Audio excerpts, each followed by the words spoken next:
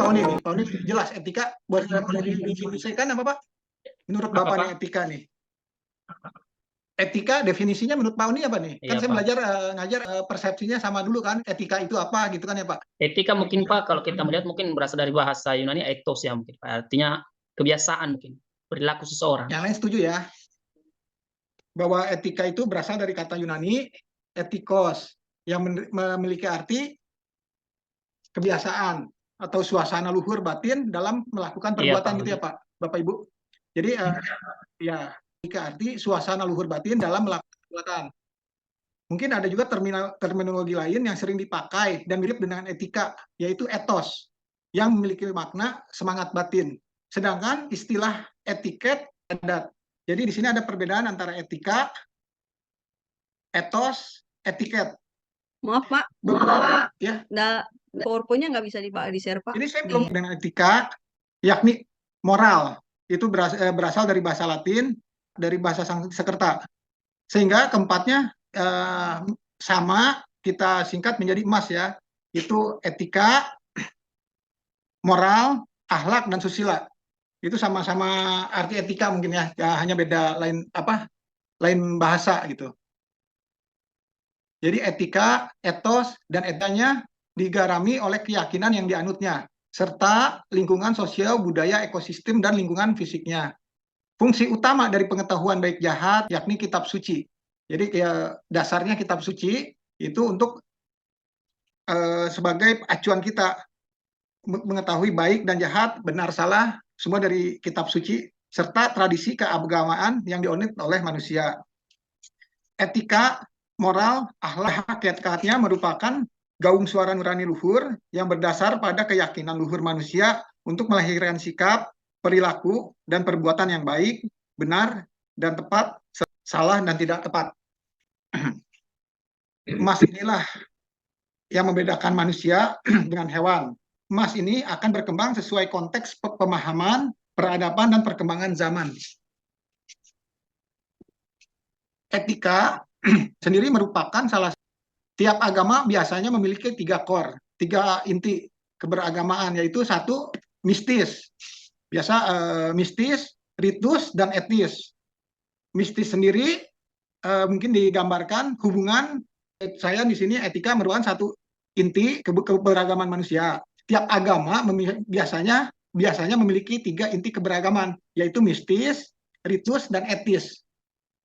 Mistis itu mungkin perlu dijelaskan dari bahasa tersembunyi, gelap, hanya dipahami oleh penganutnya. Yang kedua ada ritus. Ritus sendiri suatu tindakan, biasanya dalam bidang keagamaan yang bersifat seremonial dan bertata ya. Dan etis. Yang ketiga etis tadi. Suatu kelompok aliran yang belum memiliki ketiga inti keagamaan ini belum dapat dianggap sebagai suatu agama, tapi dikelompokkan dalam aliran kepercayaan. Mistis keberagaman yang diyakini kebenarannya dan ditaati oleh pemeluknya. Misalkan kita kan percaya sebagai orang Kristen, kita memiliki Alkitab sebagai kitab suci yang kita dapat di situ terdapat pertimbangan kita untuk baik atau buruknya segala sesuatu, menilai gitu maksudnya. Berdasar pada mistis keberagaman masing-masing, keberagaman masing-masing beserta tafsirannya, maka beragamaan berupa upacara keberagamaan, liturgi, pengakuan iman, syahadat termasuk rukun agama, dogma, serta berbagai syariat keberagaman lainnya. Ahil, karena mistisnya yang berbeda serta ritus yang diturunkan dari mistis yang berbeda. Satu inti keberagaman yang selaras di antara agama-agama yang ada di dunia, yaitu aplikasi moral, akhlak, dan susila. Disinilah titik temu dari agama-agama. Dalam emas, kita dilarang membunuh, mencuri, berzina, berdusta, dan lain-lain berbuat basis dari etika Kristen, yaitu dasar, titah Allah, serta hukum kasih Kristus.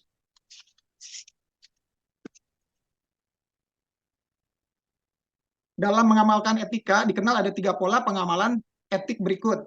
1. Pola etika deontologik yang bertumpu pada hukum atau syariat bila sesuatu salah.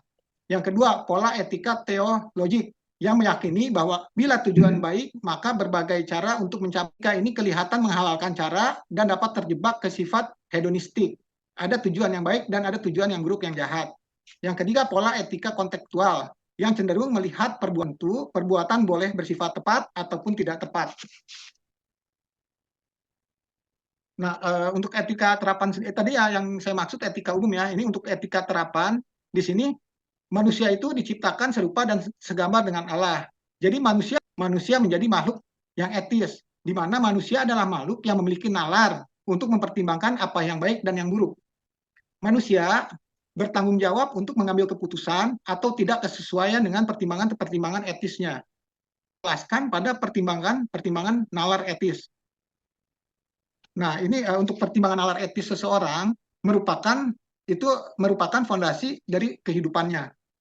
Dalam mempelajari etika, seseorang harus memandang bahwa etika ditambah secara deskriptif, melainkan etika juga harus tampil sebagai ilmu yang memberikan motivasi seseorang untuk mengambil keputusan yang tepat sesuai dengan keputusan etis. Kegunaan etika Kristen di sini yang solusi etis untuk menyelesaikan persoalan masalah-masalah baru yang timbul di masyarakat yang semakin hari semakin kompleks dan sulit dengan menggunakan etika teologis yang sistematis dan pikiran. Jadi faktor-faktor dalam pengambilan keputusan etis yaitu satu, diperlukan iman yang menggambarkan bahwa kepercayaan dan kesetiaan kepada Allah dan kebenaran harus dilakukan oleh orang lain yang harus dibandingkan dengan tabiatnya. Yang ketiga, lingkungan sosial. Pengaruh lingkungan dalam pembentukan perilaku atau keputusan etis yang kita ambil. Untuk belajar etika terapan ini, kita akan diharapkan satu, kita dapat mengedepankan kebenaran Alkitab dalam setiap argumentasinya, sehingga manusia mengalami perubahan cara berpikir, sehingga dapat mengubah gaya hidupnya, sehingga dapat menempatkan diri sebagai hamba Tuhan yang benar. Yang ketiga, dapat mentransfer pengertian kebenaran setiap orang di mana kebenaran harus diberitakan. Yang keempat, dapat mengimpartasikan spirit yang baik kepada jemaat Tuhan yang dilayani agar maksud keselamatan yang diperjuangkan oleh Tuhan Yesus dapat terrealisasikan pandangan etis dan akurat berdasarkan jiwa Injil. Untuk itu barangkali ada yang mau ditanyakan dulu, apa mungkin pada bingung juga? Saya mau bertanya Pak Karena dosen. ada Saya juga OHP-nya mau ya. bertanya, Pak. Baik. Saya dulu, Bang. Pak, Saya mau tadi bertanya kan, dulu Pak tadi dosen. kan Bapak bilang, Ibu Rosi makan dulu. yang Ibu Jalbar, yang Ibu. Pak, saya mau tanya, Pak. Tadi kan Bapak bilang yang Bapak terap etika kontemporer itu kan masuk dalam etika umum ya, Pak? Berarti Ya, kalau etika seandainya umum. kalau etika terapan ini masuk dalam etika apa, Pak? Karena etika kan terbagi dua ya, etika umum dan etika khusus. Berarti etika terapan ini masuk di dalam kategori etika apa namanya? Khusus atau Kan kalau umum kan Pak? secara global ya, keseluruhan etika umum. Segala sesuatunya. Nah, untuk etika terapan ini kita berdasarkan dengan hati nurani kita, berdasarkan Alkitab yang kita baca. Itu yang teologi terapan yang khusus Kristen. Dan yang tadi etika saya jelaskan itu etika secara umum, secara global, secara keseluruhan. Jadi kita masuknya etika terapan Di ini masuk situ. dalam kategori yang khusus ya, Pak ya? Karena dia terpacu Yang pada khusus. teologi. Iya, yang teologi. Baik. Pak Oni, Silakan Bang, barangkali. tanya Bang. Iya, saya tanya Pak, izin bertanya Pak. Baik. Karena kita membahas tentang etika terapan.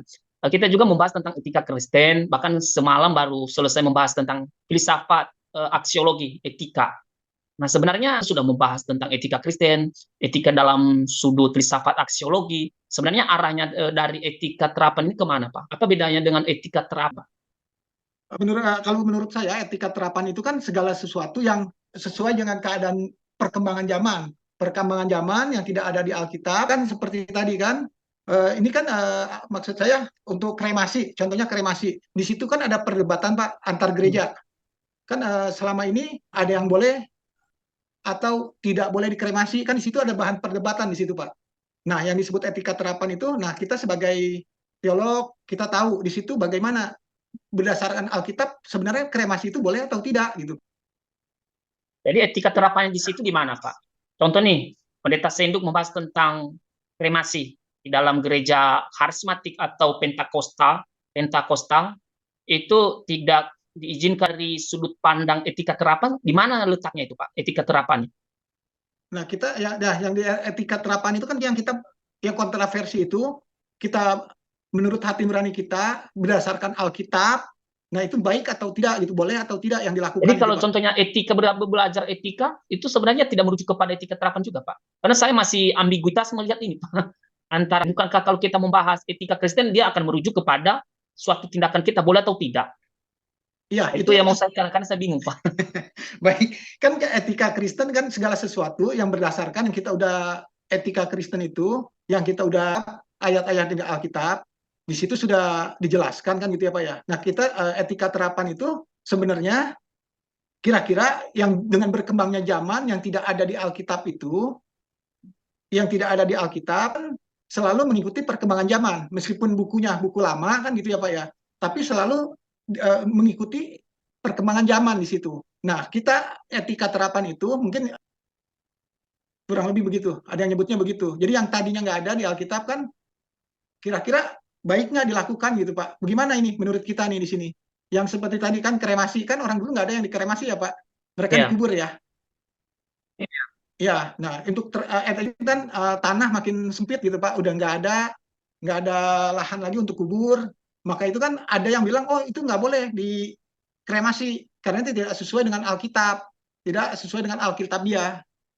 Ada yang bilang dari tanah menjadi tanah gitu Pak. Nah, yang etika terapan itu yang ada apa? Yang tidak disebutkan dengan jelas di Alkitab, kita cari solusi atau cari apa ya? Kita cari jalan keluarnya berdasarkan di Alkitab itu boleh atau dengan perkembangan zaman ini kremasi kan boleh dilakukan gitu kan Pak. Tapi kan ada beberapa gereja yang tidak boleh kan karismatik pun ada yang boleh ada yang enggak gitu. Yang terapan itu Pak yang Iya, tapi contohnya kalau kontroversinya itu kita belajar tentang yang etika Kristen juga atau mungkin etika umum, pasti kita membahas tentang etika terapus di spesifikasikan ini etika terapan kebahasannya, Pak. Gitu. Tujuannya sebenarnya etika terapan ini di dalam etika Kristen ataupun etika umum, maksudnya tempatnya. Pastikan STT IKSM dia punya tujuan dan maksud kenapa harus membahas secara khusus ini etika terapan. Nah, itu yang mau saya tanyakan, apa namanya tujuan sebenarnya di mana, Pak? Penekanannya di mana? Ya mungkin gini kali Bang, Bapak lagi sibuk. Mungkin kayak gini kan kalau etika terapan ya, etika terapan itu kan dia membahasnya tentang bagaimana prinsip-prinsip etika itu diterapkan.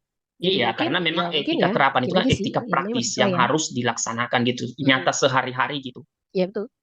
Nah, maksud saya kenapa kita Spesifik harus gitu. mempelajari etika terapan? Bukankah kita sudah mempelajari etika Kristen? Dan memang etika Kristen mengharuskan kita etika terapan ini berarti ada yang lebih khusus dari dia gitu. Kenapa kita diharuskan belajar etika mungkin terapan gini Supaya gitu? kita Pak. diterap. Kalau enggak Ini cukup.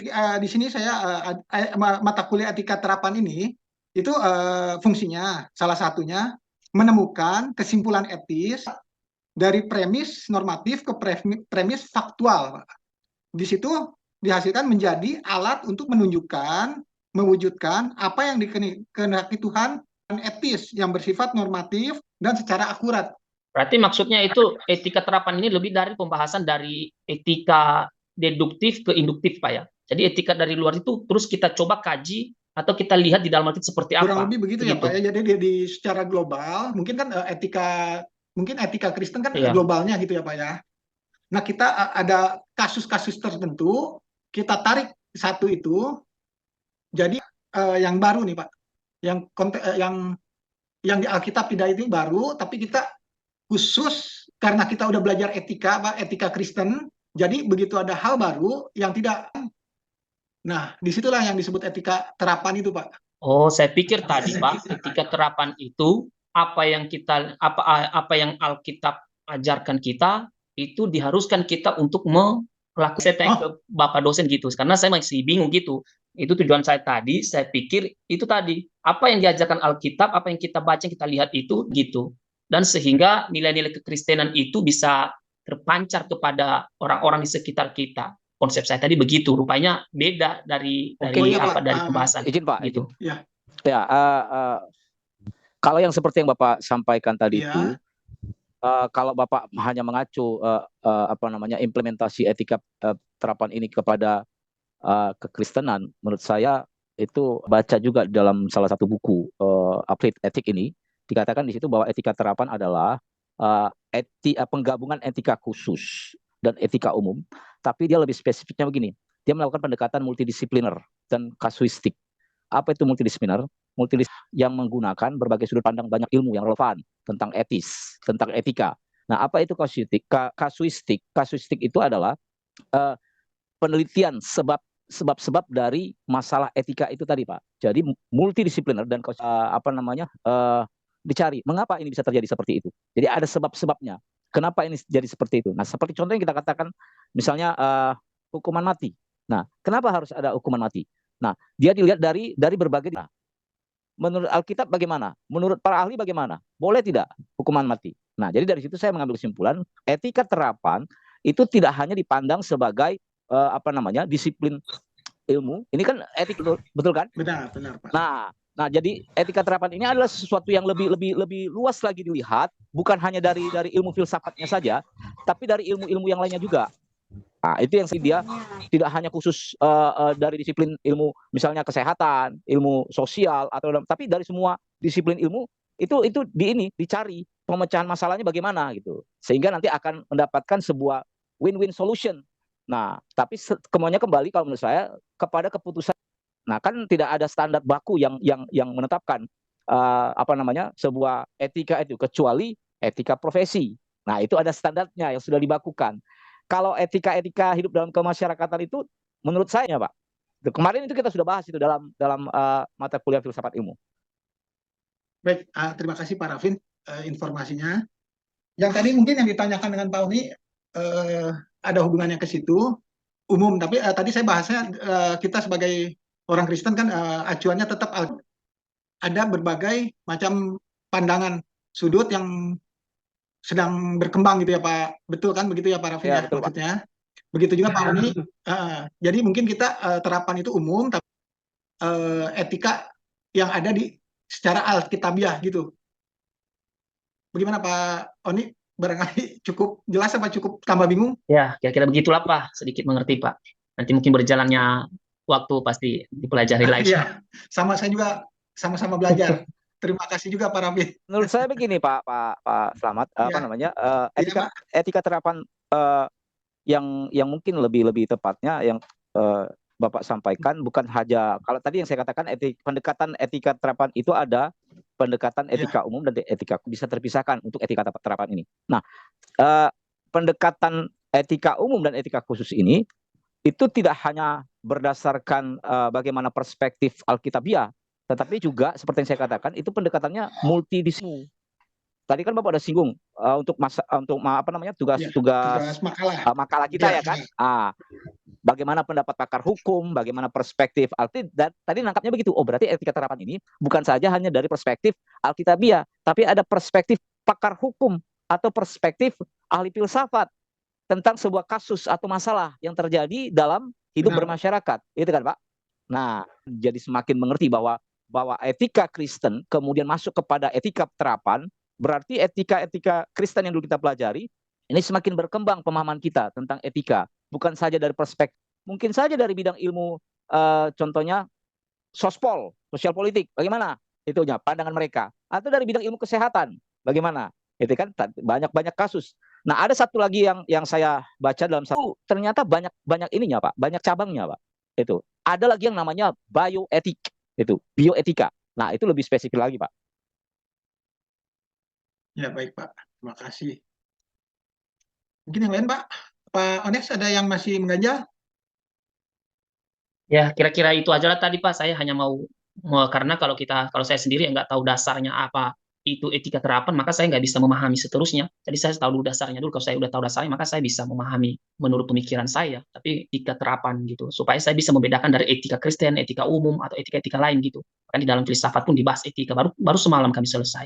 Nah, ini lagi etika terapan. Saya dari kemarin saya cari di Google pun, kan lagi. Berarti dia memang ada hal-hal yang khusus gitu, yang penting harus dipelajari. Nah, itu dia. Saya tanya tadi sama Pak dosen gitu, Pak. Baik. Barangkali ada lagi Pak, Ibu yang mau ada kita diskusi lagi.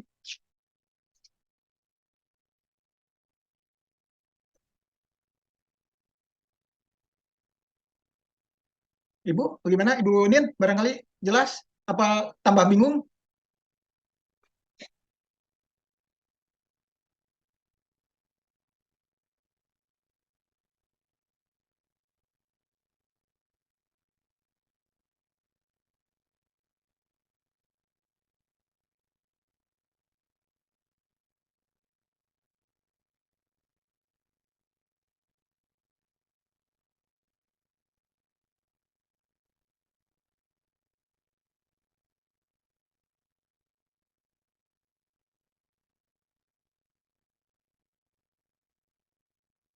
Gimana yang lain Ibu, Bapak? Lanjut.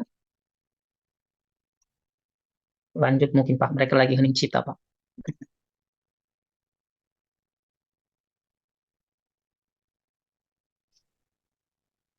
Ya Pak, lanjut aja dulu Pak, ntar baru kita tanya.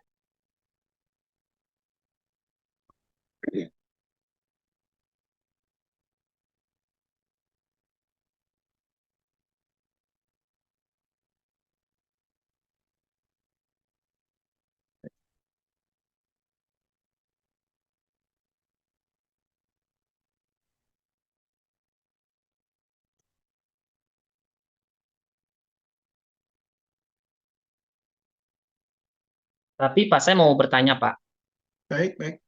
karena teman-teman lagi hening cipta. Kalau contohnya, bolehkah membunuh dalam pandangan Kristen? Nah, di dalam konsep etika terapan itu bagaimana, Pak? Etika konteks itu, Pak. Kalau kita lihat dari sudut pandang etika terapan, Pak.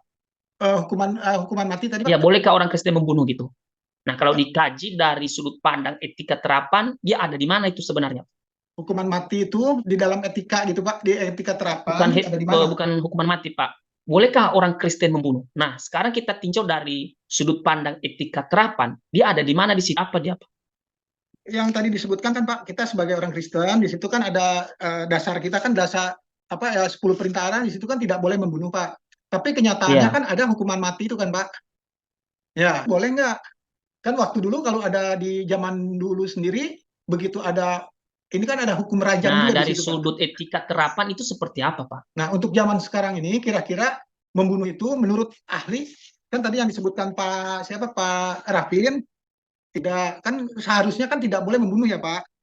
Di Alkitab juga kan tadi begitu di tugas itu kan saya sebutkan apa definisi, apa pakar hukum tentang hal itu. Yang pasti kan tidak boleh. Yang ketiga, apa tentang Alkitab yang di 10 perintah kan di situ tidak boleh membunuh. Nah, harusnya kan tidak boleh membunuh ya Pak. Maksudnya harusnya tidak boleh membunuh. Kita sebagai orang Kristen itu, sorry, di etika terapan itu, kira-kira hukuman lain sebelum selain hukuman mati yang lebih misalkan gini Pak, hukuman mati itu boleh tidak dihapuskan gitu. Sebaiknya tidak Tapi dilakukan. kan kalau kita kaji di dalam perjanjian lama, memang ada orang Israel juga membunuh. Nah, bagaimana di dalam konsep etika terapan? Kalau Nah, kan contohnya kita etika kaji itu dari kan sudut yang tadi disebutkan Pak, itu kan benar saya belum kan kebiasaan ya Pak yang memiliki arti dari suasana luhur batin. Kan berarti dari etika kan karena kita perjanjian barunya kan ini Pak. Di situ kan disebutkan tidak ada yang boleh membunuh kan gitu Pak. Nah, etika terapan itu apa ya menurut saya ini ya, apakah etika sorry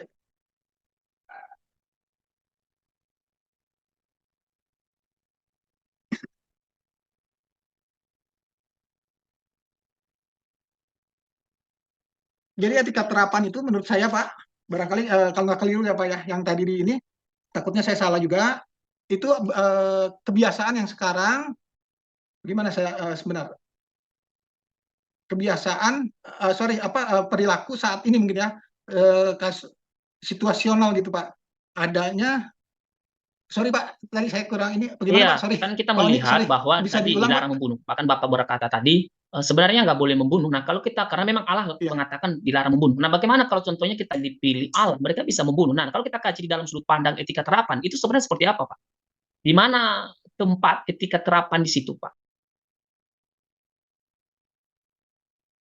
Jadi maksudnya Oke. Pak Onis ini etika terapan ini penempatan di dalam kasus ini nih di mana? Di mana ya Pak? Apakah dia harus melakukannya atau dia justru malah Iya, kayak gimana ya? iya. Izin Pak Slamet, saya coba Iya. ingin apa namanya menyampaikan Sikat Pak pemahaman Rafli. saya. Pemahaman saya nih ya, bukan berarti saya lebih pintar, enggak. Saya memang suka baca-baca hal-hal ini. Etika terapan ini bagaimana? Nah, seperti yang saya tadi sudah sampaikan, etika terapan ini adalah dapat dilakukan melalui pendekatan multidisipliner dan kausistik. Nah, itu. Nah, kalau berbicara tentang pendekatan multidisipliner dari contoh yang disampaikan Pak Ones tadi, di Alkitabiah atau ajaran kekristenan, ya jelas nggak bisa Pak.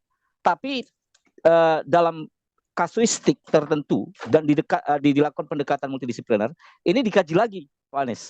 Dikaji lagi, apakah ataupun bukan orang Kristen gitu kan, apakah membunuh dibenarkan gitu kan. Nah, seperti kita ambil satu kasus Ferry Sambo. Nah, ada yang namanya karena gini, alasannya, ya kan? Nah, jadi di apa namanya orang Kristen membunuh ini dilihat lagi dari sudut pandang hukumnya, itu tentunya menurut disiplin hukum, ilmu hukum, ya kan? Nah, selain dari disiplin ilmu psikologi, dilihat lagi dari disiplin ilmu yang lainnya, mungkin apa namanya sosial ini berkaitan dengan hak asasi manusia itu. Nah, bagaimana contoh kasus mungkin teman-teman pernah dengar berita ada seorang pemotor apa namanya dibegal. Nah, kemudian untuk membela diri, ya kan, pemotor ini malah berkelahi dengan begalnya, ya kan, mati pula itu begalnya. Nah itu. Nah kalau begal itu kita ibaratkan dia orang Kristen, kasus tertentu dia melakukan pembelaan diri. Nah, jadi yang disampaikan Pak Onde itu tadi, kalau memang dari perspektif Kristen itu jelas tidak boleh membunuh. Ya kan, jangankan membunuh orang. Mungkin kalau misalnya ada perintah firman Tuhan jangan bunuh nyamuk, mungkin kita jangan membunuh nyamuk atau membunuh hewan kan? Gitu. Nah, tetapi dari perspektif Alkitabiah atau kekristenan, ajaran kekristenan, tetapi dilihat juga dari disiplin ilmu yang lain. Kalau misalnya masuk ke dalam ilmu hukum ini kan juga akan dilihat. Kalau menurut pasal 340 itu adalah pembunuhan berencana, pasal 338 spontanitas. Nah, di situ akan dikaitkan. Tetapi nanti dalam dakwaan di persidangan tentu ada yang namanya pledoi, nota pembelaan. Nah, seperti kasus yang saya katakan tadi, pemotor yang untuk membela diri dia terpaksa melakukan apa namanya pembelaan, baik itu disengaja ataupun tidak disengaja. Nah, tetapi KUHP memang terus dilakukan apa namanya perubahan-perubahan, ditinjau lagi dari sudut bukan hanya dari apa namanya kepastian hukumnya, tapi dilihat juga dari aspek-aspek yang lain, secara psikologisnya bagaimana, kemudian sosialnya bagaimana, dan apalagi yang berkaitan dengan apa namanya hak asasi.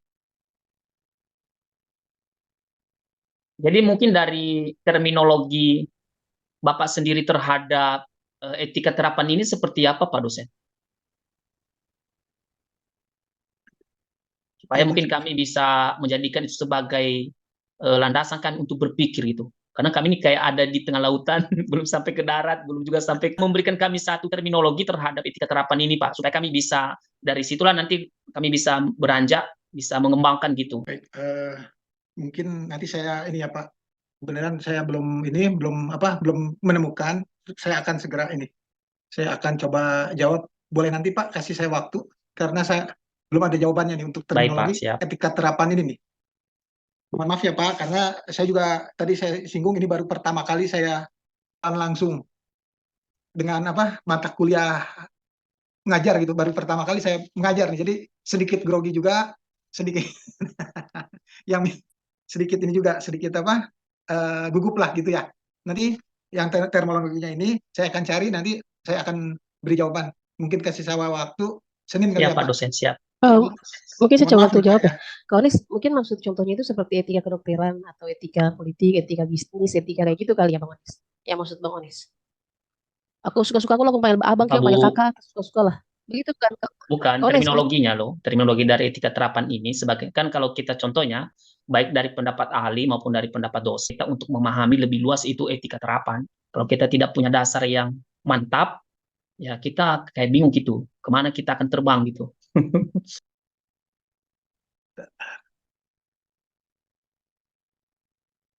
ya contohnya kayak kedokteran lah. Hanya mereka doang yang tahu tentang tentang singkatan-singkatan atau istilah-istilah dalam dalam kedokteran itu sendiri.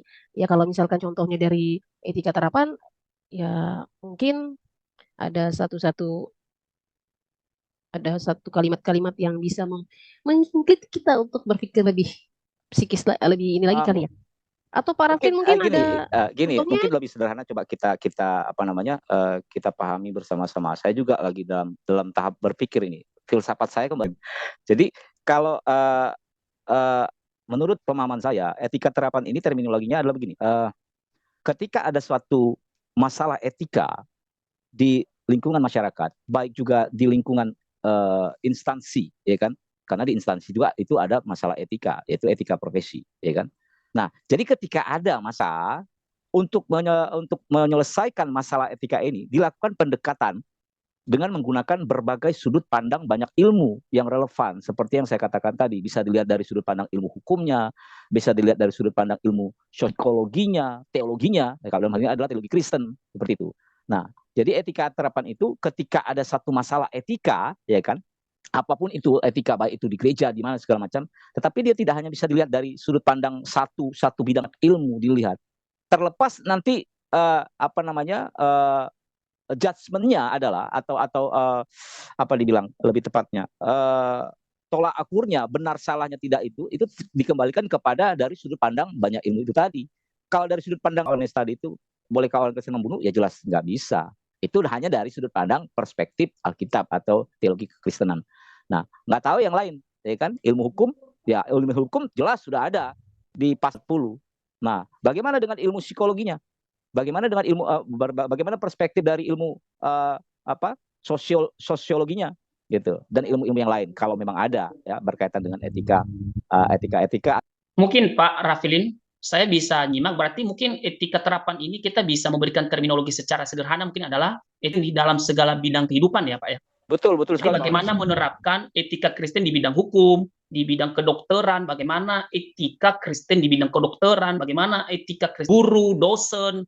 Nah, Iya, itu kayak mungkin gitu. ya. Jadi masing-masing profesi memiliki etika itu sendiri. Iya. Enggak, Jadi yang contohnya dia guru, bagaimana dia mengimplementasikan etika Kristen itu di dalam Alkitab itu mungkin. Benar yang Pak Ones bilang. Jadi kalau misalnya kita menemukan sebuah masalah etika, bisa melihat dari sudut pandang perspektif dari ilmu yang lain. Nah, contoh masalah yang kemarin yang saya bahas perceraian. Ibu Rosiana agak perceraian. itu bolehkah PNS itu menggugat cerai pasangannya, ya kan? Nah, dari sudut perspektif etika Kristen itu jelas nggak bisa, ya kan? Tetapi bagaimana dengan perspektif dari kedinasan juga nggak boleh Pak. Ilmu kedinasan juga nggak boleh Pak. Kalau siapa kedinasan. bilang? Saya baru ngomong tadi Pak. Memang itu diatur dalam kode etik. Tapi kode etik, ya kan? Kode etik itu ada sebab akibat guru. Iya. Pernah kan? Nah, ada satu poinnya yang saya katakan di situ, yang saya pernah baca di situ adalah boleh PNS itu atau ASN itu boleh mengajukan perceraian dengan alasan yang kuat. Salah satunya adalah apa? KDRT dikaji ulang kembali dengan bukti-bukti yang ada. Dengan bukti-bukti yang otentik dan akurat dan valid. Gitu. Ya kan? Ibu Refsi udah semakin melawan dia Pak. Dengan Bapak Arafin dari kemarin perceraian. Ibu Ros ini semakin melawan ya. Bukan melawan loh. Kayaknya semakin seru gini. Tadi aku ngantuk sebenarnya, tapi sekarang udah gak ngantuk. Kayaknya ini seru sekali Pak Arafin ngomong. Kebetulan pembahasan buku saya kena lagi tuh pernikahan dan perceraian. Waduh. Berarti saya memang harus bisa jadi konsultan. Tuhan tahu apa yang ada pada dirimu. Tuhan tahu jawaban yang indah akan diberikan dari setiap pertanyaan. Amin. Haleluya.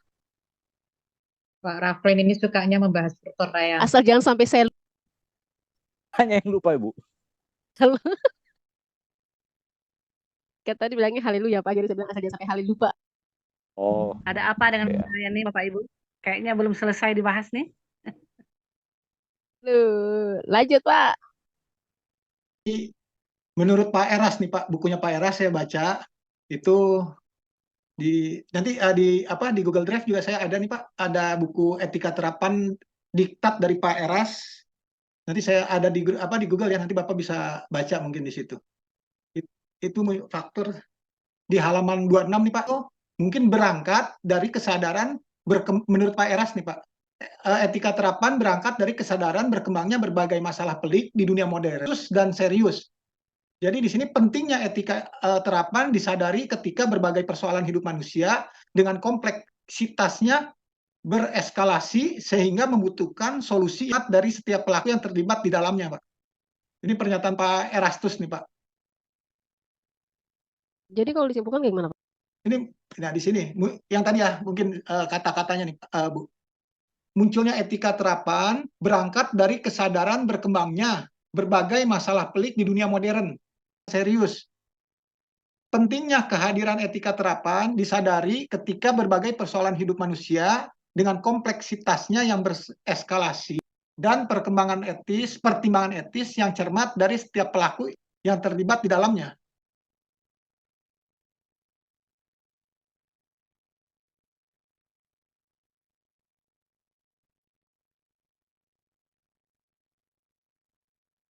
Di sini juga disebutkan yang tadi ini Pak, Ibu Bapak, etika terapan adalah adanya fakta yang tidak dapat dibantah bahwa manusia hidup dalam zaman yang semakin pluralis, memicu berbagai pandangan yang semakin benar-benar majemuk. Pandangan tersebut bisa lahir dari perspektif keagamaan dengan wahyunya, khususnya agama Samawi yang monoteis yang biasanya sangat concern. Jadi menurut saya Pak, Ibu yang tadi etika terapan itu karena berkembangnya berbagai macam masalah pelik di dunia modern, Mbak, Bu, sehingga menuntut penyelesaian secara khusus dan serius. Izin Pak, ini saya Iya, dapat iya. satu buku, tapi buku bahasa Inggris. Saya bukan pintar bahasa Inggris, tapi saya coba Translate lah Bang, terjemahkan. translate. Ini bukunya bagus sih. Judul bukunya Applied Ethic yang ditulis oleh Larry May dan Jill B. Delston. Nah, dia bilang begini.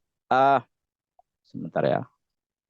Dia bilang gini, etika terapan itu menerapkan multikulturalisme, di mana melibatkan pemahaman, apresiasi, dan penilaian terhadap budaya sendiri, serta rasa hormat dan keingintahuan terhadap budaya lain, bukan dalam arti menyetujui semua aspek dari budaya tersebut.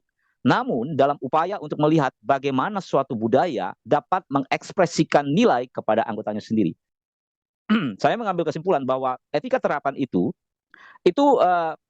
diimplementasikan untuk melihat sebuah pemahaman, bahkan juga memberikan apresiasi terhadap nilai-nilai suatu budaya atau etika, serta melibatkan penilaian dari budaya yang lain. Jadi yang satu dibandingkan dengan budaya atau etika yang lain. Sama seperti yang saya katakan tadi. Jadi kalau ada masalah etika di dalam masyarakat atau di dalam institusi apapun, jadi dia dilihat bukan saja hanya dari sudut pandang satu sisi saja, tetapi dilihat dari sudut pandang.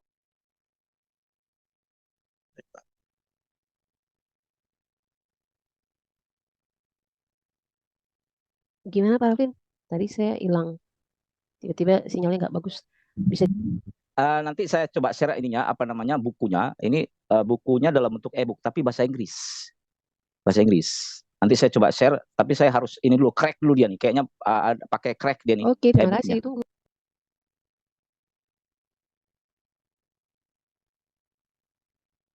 Mungkin dari yang lain teman-teman ingin bertanya ke Bapak, biar jangan meninggikan cipta kita. Ini kalau ada yang bertanya ada nilainya Pak ya.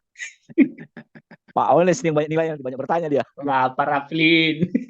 Pak, nama saya Rosina Pak, tapi tulisannya RD Antoni tadi absen Pak. Ingat Pak. Ya, boleh lah Ibu Rosi dapat nilai B+. Bukan Pak. Itu A+, ampus gitu. Amples. Itu 110 itu Pak. Plus apa? Inggris, Pak. Inggris kali ya, Pak ya. Jadi kan ya, Pak ya. Janganlah Pak. Kejam kali Bapak ini kalau kayak gitu. Nggak mungkin lah. Kan ada kasih karunia ya Pak tadi bilang. Nggak, sama-sama, saya juga kan belajar. Kebetulan kan saya sendiri S2, S3-nya itu di konseling, Pak. Bapak Ibu, saya kebanyakan di konseling. Oh, ininya lebih konsentrasinya ke Konseling ya, mayornya ya, konseling ya.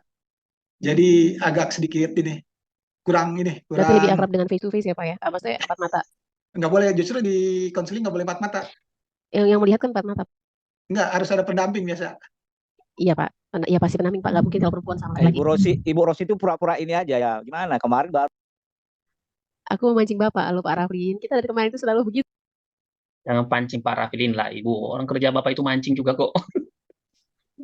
Pak Selamat, izin ini. Mungkin usulan ini hanya sekedar usulan. Mungkin supaya kita semakin apa namanya, ingin memancing ya untuk pemahaman tentang etika terapan. Apakah kita boleh masuk kepada satu studi kasus aja? Seru nih. Ya kan? Jangan perceraian ya Bang. Bukanlah. Ini Ibu, ini langsung angkut masalah perceraian lagi. Enggak, banyak kasus yang ada di kepala saya. Enggak, saya dulu pernah begini Pak Selamat. Saya dulu pernah berdebat habis dengan dosen saya. Dosen saya ini dosen etika Kristen. Jadi dia pernah melemparkan pertanyaan kepada saya, ya kan? Nah, tapi dengan jelas dengan sakleknya. Pertanyaannya dosen itu begini, bolehkah pendeta berbisnis? Saya jawab apa? Tidak boleh. Dengan sakleknya saya katakan tidak boleh. Alasan saya kenapa? Saya tidak memandang dari sudut pandang perspektif yang lain, tapi saya menjawabnya menurut perspektif pemahaman saya sendiri. Baginya. Nah, saya katakan tidak boleh. Alasannya kenapa? Kata dosennya. Begini Pak alasannya. Bagaimana mungkin pendeta mau berbisnis kalau saja pelayanannya saja dia tidak konsentrasi untuk melakukannya? Bagaimana dia bisa berbagi dua pikiran antara bisnis dan pelayanan? Gitu. Karena apa? Kita jangan berusaha dia pelayanan, dia juga berbisnis, menyewakan tenda. Itu. Nah, di zaman dulu, zaman para rasul dengan zaman sekarang itu peradabannya sangat berbeda. Dulu tidak ada teknologi, sekarang ada teknologi. Dan dengan demikian pasti ada fakta dan konsistensi dari gembala untuk melakukan pelayanan kepada jemaatnya. Nah, itu jawaban saya. Nah, kalau kita masuk kepada mata kuliah sekarang ini tentang ilmu etika terapan, nah, dengan studi kasus, pertanyaannya, boleh nggak pendeta itu berbisnis? Nah, ini coba kita bedah dulu. Kalau ada ilmu ekonominya, bagaimana? Perspektif ilmu yang lainnya, bagaimana? Nah, supaya nanti semakin lama semakin kita dapat nih, oh ternyata ilmu etika terapan itu seperti ini. Bapak kan dari sekuler ya Pak ya, S1-nya Pak ya.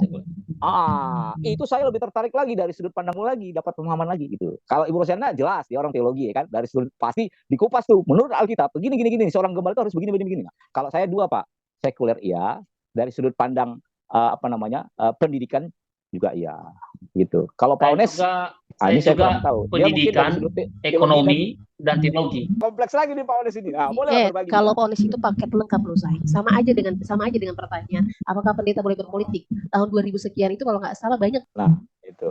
Jadi dari sudut pandang etika terapan itu kayak gimana itu loh? Kan sama lah pertanyaan kita berdua kan. Ya sama lagi. Tapi mungkin dari saya kalau dikatakan apakah pendeta bisa berpolitik, ya silakan aja dia berpolitik. Cuman karena begini, kita harus tahu dulu bahwa yang kotor itu kan bukan politik, tapi politikusnya gitu loh, kan saja. Tetapi asalkan dia tidak memegang jemaat secara full, gitu. Karena orang Kristen atau hamba Tuhan atau pendeta dengan politik itu nggak bisa dipisahkan. Mungkin gereja mungkin bisa dipisahkan antara gereja dan politik.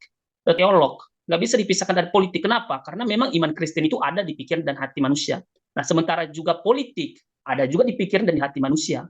Pendeta boleh atau tidak? Pertanyaan saya sekarang adalah apa tujuan pendeta dia masuk ke ranah politik gitu? Contohnya mau jadi calon legislatif. Tujuannya apa gitu?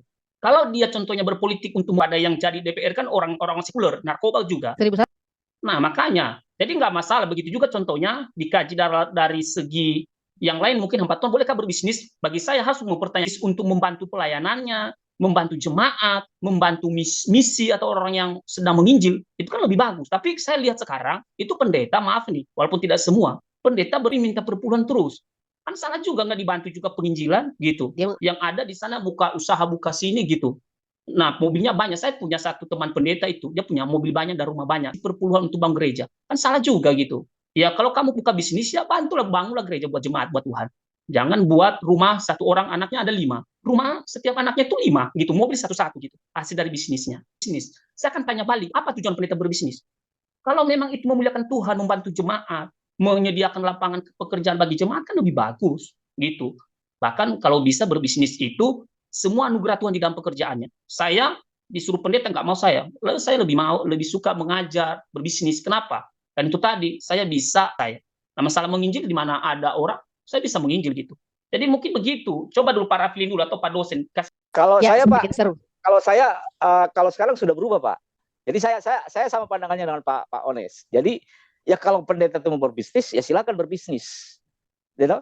Selama bisnis yang dia jalankan itu punya motivasi yang kesejahteraan bagi masyarakat Indonesia, ya kan? Tapi juga kesejahteraan bagi jemaatnya.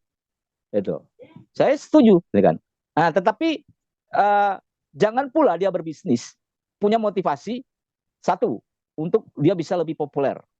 Yang kedua, memperkaya diri. Ya kan? Nah, ini bahaya. Karena saya sedikit berbagi pengalaman saja. Saya dulu pelayanan di daerah Cilangkap. Nah, itu pendetanya berbisnis. Gitu, berbisnis. Tetapi apa yang saya lihat, ini fakta ya, bukan fiksi. Apa yang saya perhatikan, itu pelayanannya jadi tidak terorganisir dengan baik. Gitu. Konsentrasinya buyar.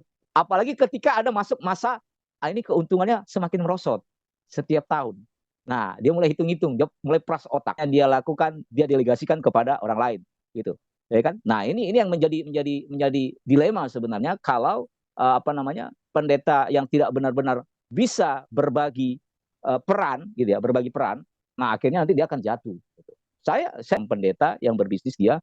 Nah, dia memang suka membantu pendeta-pendeta yang ada di pelosok, memberikan bantuan, baik bantuan doa, finansial, dan juga dukungan-dukungan material yang lain.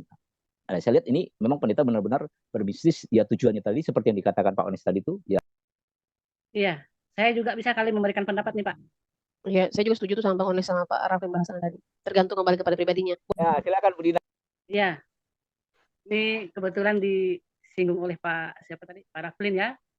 Eh, Suami saya pendeta Pak, tapi kami juga punya usaha, ya kita juga berbisnis, punya usaha, jadi kita ada beberapa usaha yang kita jalani. Ya, jadi puji Tuhan melalui usaha yang kita kerjakan itu kita bisa berbagi berkat untuk gereja GSA. Langsung dengan Pak Raflin, tapi kata suami saya setiap kali sidang sinode GSA Pak Raflin itu ada. Maaf, Bu Dina, Betul ya Bu Pak Dina. Raflin? Suaminya Bu Dina itu Pak Henry. Henry. Ya, Aduh, kemarin ya. Ah, akhirnya jumpa Nanti fans. nomor rekening Bapak boleh kasih ke Ibu Dina ya, Pak ya. Ya. Nggak usah, Bu, nggak usah. Pak Moses itu Pak, itu setiap tahun pasti datang ke Kalimantan, itu tujuannya ke tempat kita Pak. Betul, saya tahu. Ya. Jadi sekarang puji Tuhan dari usaha yang kita kerjakan gereja GSA di Kalbar ini khususnya. Nah, jadi Tuhan memberkati kita, kita berbagi berkat bersama di lantai 3 rumah kita itu, sementara kita siapkan ya, kita apa ya istilahnya, kita buat sementara untuk menjadi gereja GSA. Kemudian di Simpang Dangku, ya kita lagi bangun gereja di situ. Puji Tuhan, sebentar lagi poslim. Nah, sebentar lagi poslim. Jadi gerejanya udah berdiri dengan kokoh. Nah, suatu saat Pak Raflin boleh jalan-jalan ke Kalimantan Pak. Saya Sampai dulu sebenarnya kita dari nanti kemarin-kemarin tuh pengen jalan-jalan dulu lah nih, kapan sini. nih Pak Henry ngundang Ya. saya ke sana. Nggak usah pakai PK-PKan gitu. Saya ingin berbagi apa namanya, berbagi pengalaman, mengalami Tuhan ya. Itu bagaimana saya masuk ke dalam dunia sekuler, tantangannya bagaimana, iman saya dipertaruhkan gitu ya kan. Artinya iman saya dipertaruhkan bukan berarti saya meninggalkan iman saya, tidak. Tapi apa namanya, saya tetap pada iman saya kepada Tuhan Yesus Kristus gitu ya kan. Tapi Iya Pak. Nah, jadi nanti kita tunggu teman-teman yang mau lihat bagaimana keadaan Kalimantan Barat, bagaimana pelayanan di sini. Nah, jadi berbisnis pendeta boleh. Ya, yang penting itu tadi. Jadi kalau misalnya kan kita punya jemaat nih, kalau misalnya ada yang sakit, ada misalnya kan kita juga membuka, pasti otomatis tadi benar Pak Onis bilang membuka lapangan pekerjaan. Nah, jadi kita juga bisa membantu mereka, dan juga mahasiswa-mahasiswa kirim ke sini. Nah, itu juga membantu sekali melalui usaha dan pekerjaan yang kita kerjakan. Ini saja pendapat dari saya. Terima kasih Bu Dian. Mungkin ada yang lain. Aduh, hari ini jadi kayak aku moderatornya di sini. Bu Ros ini cocok jadi moderator. Suaranya itu kayak suara yang kayak ada di ini di apa namanya, bandara. Bahaya ini. Kenapa nggak bilang sekalian bioskop, Pak? Aduh. Oke. Aduh, mungkin yang lain bisa kita bantu Bapak lah. Ibu Rosi lah dulu. Ibu Rosi ini kan seorang gembala. Ya kalau balik lagi ya, kalau saya sih seperti pendapatnya Pak Onis dengan Pak Rafli dan juga Bu Dina, kalau memang berbisnis, nggak ada yang kita bilang tuh kalau seandainya pelayan Tuhan nggak boleh berbisnis, enggak, malah disuruh kita bantu, saling membantu kan. Dan untuk mengurangi pengangguran, why not? Kenapa tidak gitu loh? Justru itu seperti yang Bu Dina bilang, untuk hormat kemuliaan nama Tuhan, justru kita jadi terang dan garam buat orang di sekitar kita. Jadi nggak jadi masalah. Lain halnya kalau memang seperti yang tadi Pak Rafli dan nah, jatuh-jatuhnya kan kita memakai teologi kemakmuran lah kalau bahasa teologinya kan. Jatuhnya kayak gitu. Tapi kalau selama itu masih dalam konteks di mana saling membantu, saling menyupport satu dengan yang lain, ya nggak jadi masalah. Kan berbalik lagi kepada pribadi. Kalau untuk memberikan kekayaan sendiri, ya udahlah ngapain sih? Nggak habis-habis juga toh. Balik lagi kan ujung-ujungnya. Kita datang telanjang balik telanjang. Nggak ada balik bawa harta benda masuk ke sana. Nggak ada kan? Kan kayak gitu Pak Raflin. Jadi nggak jadi masalah. Marilah kita sama-sama berbisnis untuk mengurangi pengangguran. Karena banyak juga loh yang sekarang kita lihat bahwa orang-orang yang di saat dia kuliah, dia mengambil jurusan lain, tapi di saat dia kerja, justru dia mengambil pekerjaan yang lain. Banyak loh kayak gitu. Jadi kalau memang kita masih bisa untuk memberikan lapangan pekerjaan buat mereka, kenapa tidak gitu loh. Balik lagi kan. Kayak gitu Pak. Mungkin dari Kak Kesya, udah kayak badut aku di foto dia kayaknya. Enggak ya Kak? Ayo Kak Kesya, mungkin ada masukannya Kak. Kalau dari saya sih sebenarnya udah jawabannya tentang pertanyaan boleh nggak sih pendeta berbisnis? Karena kalau saya punya dulu waktu kuliah S1 saya dapat mata kuliah entrepreneurship dan pemberdayaan. Jadi ada kuliah khusus untuk bagaimana kita memiliki pengetahuan entrepreneur nanti ketika dalam pelayanan. Tapi sebenarnya orientasinya bukan untuk personal kita, hamba Tuhan yang mau melayani di tempat itu, tapi untuk tujuannya itu untuk bagaimana ilmu entrepreneur itu kita bawa untuk kota ya. Karena orientasinya lebih ke jemaat-jemaat yang di pedesaan yang memang ekonomi mereka itu ya kita tahu tidak sama seperti dan tidak di atas rata-rata orang-orang kota pada umumnya. Jadi ya ini menjadi PR. Kalau kita masuk dengan Injil firman Tuhan sementara mereka untuk makan dan minum saja tidak dapat, tidak bisa. Bagaimana firman Tuhan itu masuk? Bagaimana seorang pendeta itu dan lain sebagainya. Tapi melihat jemaatnya hanya berkata di mimbar, tapi action yang dilakukan di lapangan tidak ada, itu kan Injil itu saya rasa tidak mendarat, jadi hanya mengawang di atas awan. Nah, itulah kenapa bukan masalah berbisnisnya, tapi nilai ilmu entrepreneur itu kita share untuk jemaat kita, untuk menolong mereka juga menaikkan ekonomi mereka, itu sih kalau saya sih. Jadi supaya, dan kita juga hamba Tuhan betul-betul melayani bukan hanya sebatas firman, tetapi ada tindakan nyata yang kita bisa berikan untuk mereka. Jadi saya tidak melihat dari sisi hamba Tuhannya berbisnis apa tidak, tapi saya lebih melihat sebagai suatu ilmu yang bisa saya pakai untuk mengembangkan jemaatnya saya. Bagaimana? Ya, makasih Kak Keisha. Benar sih, kalau seandainya itu nggak mendarat dengan baik, percuma. Nggak ada nggak ada bukti fakta, realita, kenyataan yang kita lihat. Sedangkan etika terapan kan diterapkan, apa yang disampaikan bukan hanya ngomong di atas mimbar, Cin, tapi ya bagaimana caranya semua orang itu bisa merasakan apa yang Tuhan kasih ke kita. Amin. Terima kasih Kak Keisha. Iya Bu Dina, mungkin Kak Karen ini. Karen ini tadi off kamera tiba-tiba muncul, terus tiba-tiba dia jalan-jalan. Nah, bagus nih. Ayo Karen. Iya. Sampai. Saya dari tadi menyimak. Iya, baik, terima kasih atas kesempatannya Kak. Intinya sama sih sebenarnya, karena kan hamba Tuhan jujur saja butuh, apalagi ibaratnya kayak ada sinode yang memang pendeta, kan ada sih gereja tertentu yang setiap bulan ada sekian memfasilitasi ibaratnya. Namun ada gereja-gereja yang memang benar-benar mandiri berdikari seperti itu. Khususnya hamba Tuhannya memang tidak ditopang siapa-siapa. Walaupun dibilang full timer, berbisnis atau bekerja, ya terus mau buat apa gitu. Seperti yang dikatakan teman-teman tadi, untuk membantu jemaat, untuk membuka lapangan pekerjaan dan lain-lain. Nah, kalau memang jemaat membutuhkan, it's okay. Tapi kalau memang jemaatnya yang lebih kaya atau lebih hidup berkelimpahan daripada pendeta, ya mungkin ini untuk kebutuhan di pastori, ibaratnya seperti itu. Karena kan pastori itu boleh tiba-tiba ada jemaat yang misalnya pas lagi dalam perjalanan lewat rumah atau lewat pastori boleh gitu. Ibaratnya kayak dalam firman Tuhan kan ada perbendaharaan atau makanan di dalam rumah Tuhan seperti itu. Jadi kalau menurut saya selain khususnya persembahan gereja, bisa juga misalnya kalau kebetulan saya anak gembala, saya bukan gembala. Ya, saya anak gembala dan saya melihat memang orang tua saya full timer, tidak ada pekerjaan, tidak apa ya, cuman ya namanya kita di kampung ya kebun sawit ya, begitulah palingnya. Tuhan menolong, dan dari berkat-berkat itu mungkin ada misalnya janda-janda yang sudah tua atau orang-orang yang butuh sekolah atau apa, bisa kita bantu seperti itu. Jadi pada intinya memang berbisnis boleh gitu kan, asal dengan motivasi yang tepat dan jangan membungakan uang. Nah, pendeta juga ada nih kayak gini di daerah. Saya bisnis kayu salib, Bu. Oh, bisnis kayu salib maksudnya gimana? Furnitur, Pak ya. Iya. Saya bisnis kayu salib gitu. Jadi saya itu perkenalkan kayu salib yang dipakai Yesus itu kepada orang banyak. Iya, nggak apa-apa, mantap, itu keren, teologis. Saya juga hukum, tapi hukum Taurat gitu. Bapak keren. Ya karena memang ada juga karena mungkin saking nikmatnya dengan menikmati Tuhan, dan saya rasa itu sebuah yang gimana ya, ini gembala, tapi ya itulah dia pribadi dia lah, kita nggak boleh menghakimi. Cuman itu sesuatu yang tidak baik dicontoh saya rasa. Tapi kalau untuk hal-hal yang lain yang murni, yang tulus, yang memang betul motivasinya untuk menghidupkan, saya rasa itu baik-baik saja, aman-aman saja. Dan saya rasa Tuhan pun senang. Baik, terima kasih. Terima kasih Kak Reni atas masukan yang diberikannya. Nah, dari Pak dosen, dari Pak dosen mungkin. Ayo Pak. Tunggu Pak dosen. Tunggu Pak dosen, sabar satu orang nih Pak dosen. Karena dari kemarin saya nggak lihat dia nih. Mana si Aldo ini? Pak Aldo, di manakah dirimu Pak Aldo? Oh, Pak Aldo nggak ada Pak. Ya boleh Pak. Kalau dari Bapak gimana Pak pendapat Bapak? Tadi kan Bapak dengar tuh pendapat kita semua yang ya macam-macam lah, tapi intinya satu. Jadi jatuh-jatuhnya kita nih bakso Pak. Walaupun berbagai macam, ada soun, bonggor, bakso.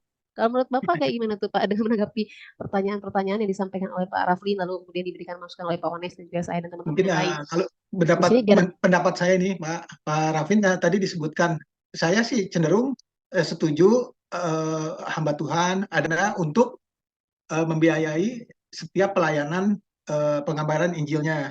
Dan menurut saya juga tidak ada salahnya gembala ataupun siapa berbisnis, asalkan itu untuk dipakai kemuliaan Tuhan, untuk kemuliaan Tuhan, supaya ada yang kerja, mereka juga dapat penghasilan. Sebab kan kadang-kadang yang saya dengar itu sepupu kita itu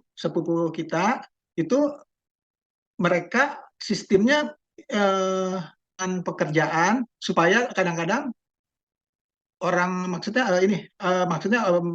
orang Kristen, mereka kesusahan, mereka kasih uang, mereka bangun seperti di Soe ya, yang terakhir saya dengar itu kan di Soe Nusa Tenggara itu kan air, membuat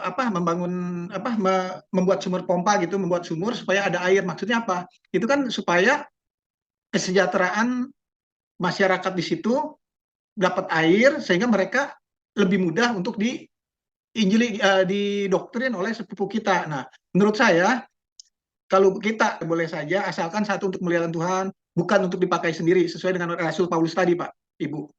Jadi nggak ada salahnya menurut saya. Dan keadaan sekarang pun, pada zaman sekarang pun, saya rasa setiap pendeta kebanyakan ya setan karismatik ya. Kalau yang full timer yang masih Injili atau Protestan itu jarang. Jadi kalau menurut saya boleh-boleh saja, nggak ada salahnya. Kalau menurut seperti yang dilakukan Rasul Paulus. Mungkin yang lain ada tanggapan, Bapak Edu. Ini teman-teman mungkin ada lagi tanggapannya. Yeni, Silakan, Yeni, masih Yeni. 8:49. Yeni. Ayo, Ayo, Yen. Ian, Bisnis. kamu dari manajemen tuh, berarti pasti lebih ngerti lah marketing tentang pemasaran dan lainnya. Menyikapi itu dari sudut pandang sekolah Dari pendidikan agama sudut pandang etika Mungkin terapan, Bisa Bu. diwakilkan sama lah. oleh Bang Ones. Bang Ones itu wakil gitu, Kak. Ya udah Kak, Bang Ones aja.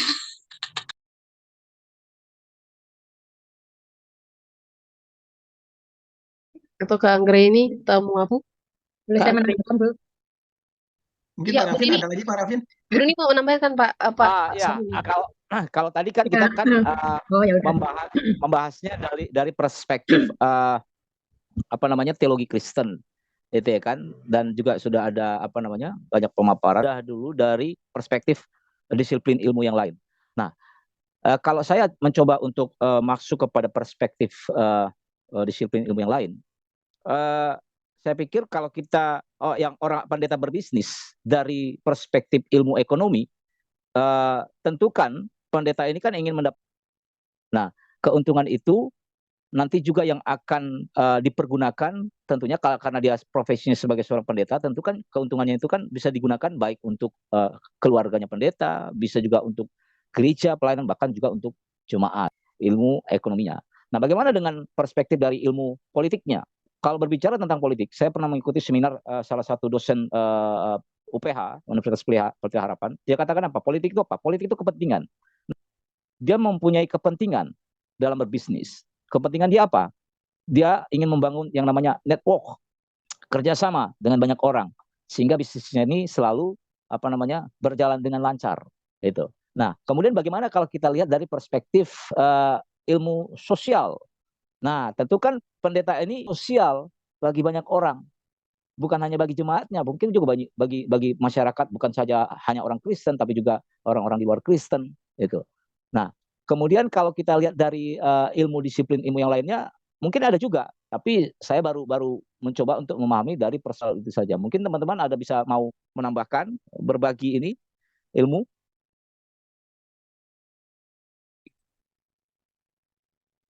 Saya mau menambahkan sedikit, Pak. Mungkin setiap sinode itu mempunyai peraturan yang berbeda-beda. Ada yang mengatakan boleh berbisnis, ada yang mengatakan tidak boleh berbisnis. Masing-masing mempunyai alasan dan mempunyai tujuan. Memang kalau orang berbisnis, ya, pasti uang, keuntungan dan kerugian. Kemudian target dan seterusnya. Kalau menurut saya, memang kebetulan di gereja saya adalah Injili ya, memang melarang untuk hal ini. Namun faktanya sekarang untuk hamba Tuhan yang mau pensiun biasanya berpikir, oh saya harus punya bisnis, tidak cukup untuk kehidupan. Nah, hal ini sampai beberapa waktu yang akhir-akhir ini belum pensiun pun sudah memikirkan bagaimana bisnis. Nah, maksud saya, bisa nggak seorang hamba Tuhan membagi waktunya antara pelayan untuk membagi itu? Nah, menurut saya, takutnya terjadi fokusnya kemana? Fokusnya ke pelayanan atau fokus ke bisnis. Padahal bisnis itu adalah dikejar. Ya, mau malam, mau siang, mau pagi, itu harus dikejar. Pertanyaan saya adalah, bisakah membagi waktu seperti ini? Karena pikirannya sudah terbelah ini. Tetapi bisa jadi jalan tengah ya. Jalan tengah itu begini. Mungkin istrinya ditanya. Memang ada kalau yang membolehkan gembala bisnis atau tidak boleh bisnis itu ada kelebihan dan kekurangannya. Ada hal yang menyikapi untuk masalah apa namanya, lihat mertua saya dulu di suatu gereja, dia 40 tahun lebih menjadi majelis. Dia selalu ditaruh di bidang ekonomi. Nah, di bidang ekonomi ini, gereja yang belum punya gedung gereja dan rumah pastori, bidang ekonomi lah yang mengelolain.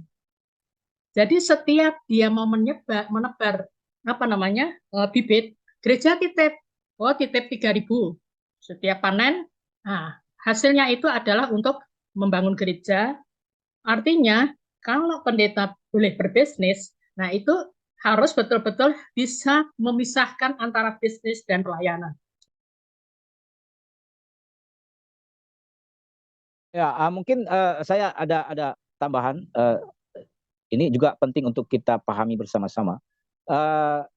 Di dalam bukunya Etika Kristen itu Malcolm menyebutkan ada etika apalagi yang berkaitan dengan pendeta berbisnis seperti yang kita masukkan ke dalam studi kasus ini. Malcolm mengatakan ada 3 etika kasus pendeta berbisnis. Dikatakan ada etika akibat, etika kewajiban, dan etika tanggung jawab. Nah, ini saya menarik ini. Malcolm ternyata bisa mengupas tuntas tentang masalah-masalah kasus-kasus masalah etika, khususnya etika Kristen.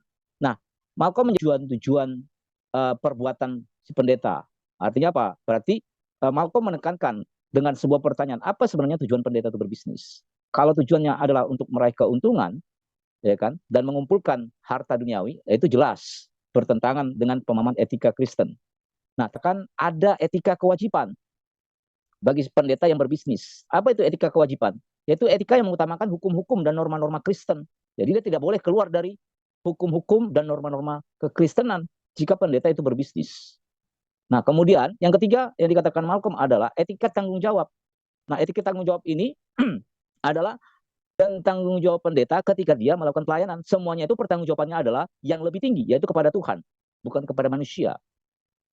Kepada Tuhan. Nah, ini yang lebih beratnya lagi. Jadi saya sangat setuju sekali apa yang dikatakan Malcolm ini. Ketika pendeta berbisnis, maka dia harus mempertimbangkan ketiga etika yang disampaikan oleh Malcolm ini tadi. Ada etika akibat, etika kewajiban. Sebenarnya kalau yang dikatakan Ibu Dina tadi, itu berarti Pak Hendy sudah benar-benar mengimplementasikan etika yang disampaikan oleh Malcolm ini tadi dalam bukunya Etika Kristen. Ya, terima kasih Bapak Raffi untuk penyampaian tentang etika Kristen dibagi menjadi 3 bagian, itu akibat, kewajiban, juga tanggung jawab. Itu menjadi suatu jawaban yang sangat terangkum dari pertanyaan Bapak sendiri ya. Jadi Bapak tanya, Bapak jawab sendiri. 900 itu untuk tidak mengurangi rasa hormat kita kepada Bapak ya. Karena kan tadi kesepakatan kita mulai jam berapa, selesai jam berapa? Jam 9 kan Pak? Gimana Bapak? Benar ya Pak? Benar. Pak Agus.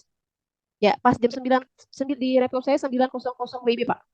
Jadi apakah ini sudah kita sudahkan, Bapak? Ya, bagaimana? baik. Kita akhiri. Saya minta tolong ya, Bu Rosi, sekalian doa tutup boleh? Oke, siap. Mari kita satu dalam doa.